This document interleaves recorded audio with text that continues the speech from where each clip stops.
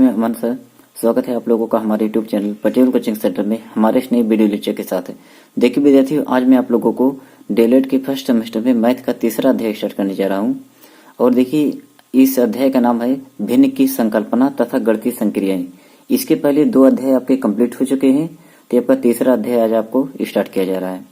ठीक है, तो जो बच्चे अभी पहला और दूसरा अध्याय ना देखे हो तो पहले और दूसरे अध्याय का पूरा कंप्लीट वीडियो लेक्चर आपको दिया जा चुका है। तो पहले आप उससे क्या करिए, अच्छी तरह से पूरा नोट्स बना करके उसकी तैयारी आप अच्छी तरह से कर लीजिए। तो चलिए देखिए, तीसरे अध्याय में पहली हेडिंग आपको आता है भिन्न, यानी फ्रैक्शन क्या होते हैं, भिन्न किसे कहते हैं।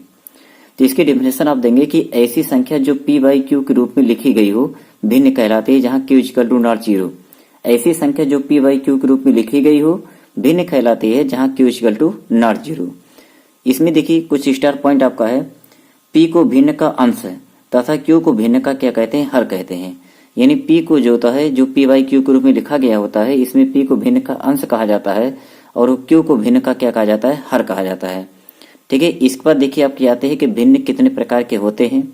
ठीक है, भिन्न कितने प्रकार के होते हैं, तो कहा जाएगा भिन्न जो होते हैं ये आपका 3 प्रकार के होते हैं। भिन्न जो होते हैं कितने प्रकार के, 3 प्रकार के होते हैं। देखिए पहला आपका रहेगा सम भिन्न। क्या रहेगा, सम भिन्न यानी प्रॉपर फ्रैक्शन। हाँ देखिए पहली रीडिंग है सम भिन्न प्रॉपर फ्रैक्शन। यदि किसी भिन्न में अंश हर से छोटा हो तो उसे सम भिन्न कहते हैं। ठीक है, जैसे मतलब कि अगर कोई भिन्न इस प्रकार से लिखी गई हो कि उसका जो अंश हो वो हर से क्या हो, छोटा हो।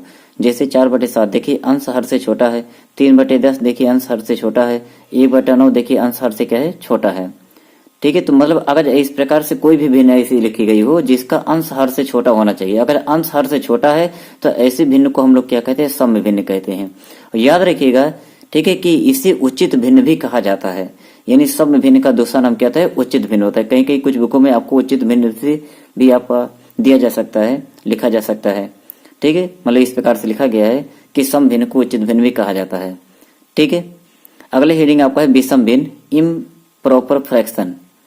ठीक है, तो देखिए इसमें कहेंगे यदि किसी भिन्न में अंश हर से क्या हो, बड़ा।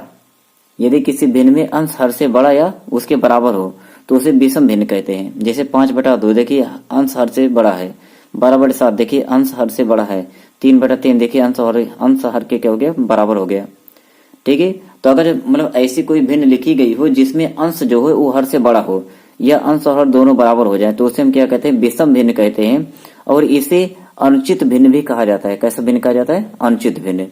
ठीक है, तो सम में या उचित भिन्न में इतना याद रखना है कि अंश हर से छोटा होना चाहिए। विषम भिन्न में या अनुचित भिन्न में याद रखना है कि हर अंश जो होता है वो हर से क्या होना चाहिए, बड़ा होना चाहिए।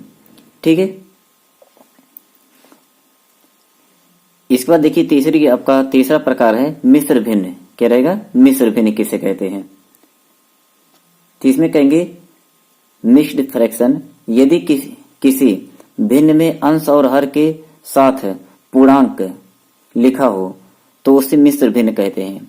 मतलब ऐसी कोई भिन्न लिखी गई हो उसके साथ कोई पूर्णांक संख्या भी लिखा गया हो, जैसे 3 सही 1/2, 5 सही 2/7। देखिए 1/2 है, इसके साथ एक पूर्णांक आया है 3, 2/7 है, इसके देखिए पूर्णांक क्या है, 5 है।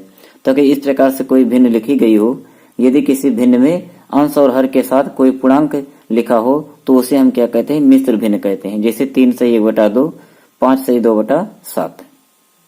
इस बार देखिए अगली हेडिंग है, इसमें भिन्नों से संबंधित कुछ महत्वपूर्ण तथ्य आपके हैं।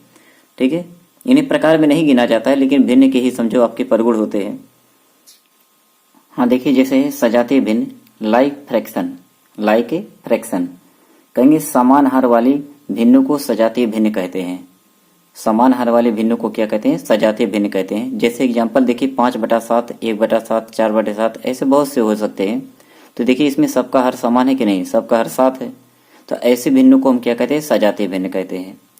फिर अगली हेडिंग आपका है विजातीय भिन्न अनलाइक फ्रैक्शन। तो कहेंगे असमान हर वाले भिन्नों को हम क्या कहते हैं, विजातीय भिन्न कहते हैं। जैसे 1/3, 2/5, 3/4, 5/6। तो यहाँ पर देखिए सबका हर क्या है, असमान है, अलग अलग है। तो इन्हें हम क्या कहते हैं, अनलाइक फ्रैक्शन कहते हैं। ठीक है, फिर इसी में अगली हेडिंग देखिए आपका है समतुल्य भिन्न। क्या है, समतुल्य भिन्न देखिए किसे कहते हैं।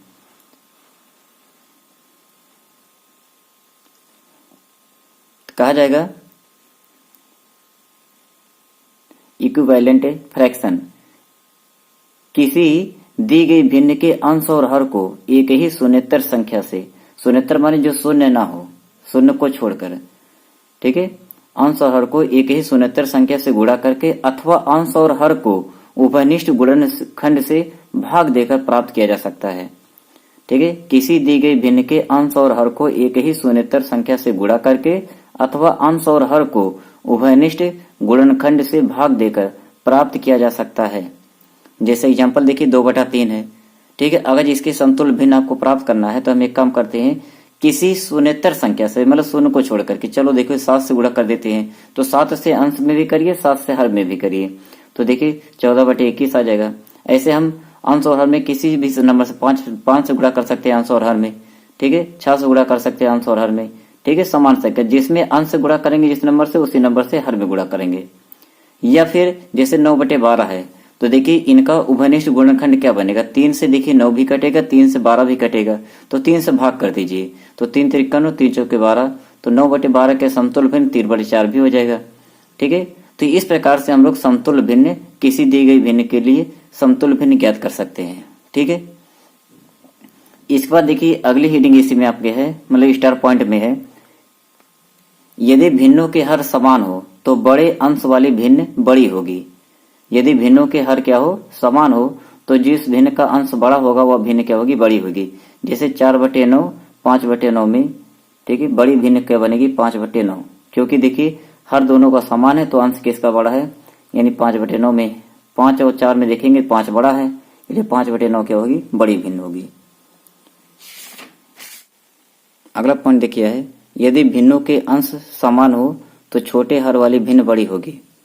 जैसे 4/9 4/7 है, देखिए इसमें क्या है, अंश दोनों के बराबर हैं, तो हर देखिए किसका बड़ा है किसका छोटा है, तो 4/7 में देखिए 7 जो है 9 की तुलना में छोटा है, इसलिए बड़ी भिन्न क्या बनेगी, 4/7 बनेगी। तो ठीक है, आज के वीडियो लेक्चर में इतना ही रखते हैं।